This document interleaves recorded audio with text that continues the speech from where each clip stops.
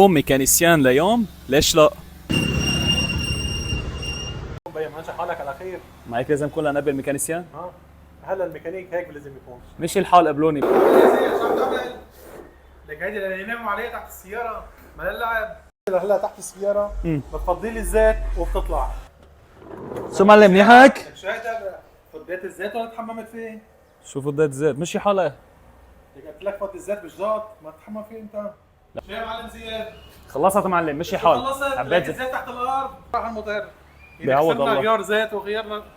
شو معلم صبحي شو بدنا نعمل هلا؟ زياد شغلك في الميكانيك انت منك قدها. انت شغلتك بتروح عند معلم عبد الله هونيك على السياره. بمشي حالي بالميكانيك، حروح جرب سكانر مع المعلم عبد الله. المعلم عم يدور على الكنز الضائع، صار له شي ربع ساعه وقعد عم يفتل هيك. شو معلم عبد الله؟ عم تحكم شي درون يعني لحتى يمسك الريبوت؟ ايه والله عم نطفي لها الكودات وعملة اتشكت على دارس برمجه انت يعني؟ دارس كهرباء وبرمجه. معلم هيدي انا عم اشتغل فيها الانفوي، استلم النيسان. لقيت بقلب السياره تاعت الاتاري. حبيبي شو صار معي؟ ما اشتغلت شو اسمه ما صبتت معي هيدي، شو بدي اعملها؟ شو عم تلعب سوبر ماريو انت؟ ما انا اتاري هيدي؟ بلا اتاري وين فيت انت؟ خربت الدنيا، صفرت الكف يا خيي. شو يعني هذا بدنا يجيب لي هذا؟ شو عمل معك؟ خرب الدنيا. يعني روح لي موديل السياره. لك روح لي كفل بلا السيارة. مزح. لك شو بدنا نعمل معه لك يا هذا؟ زياد شو معلم؟ شوفي عمل بايدك.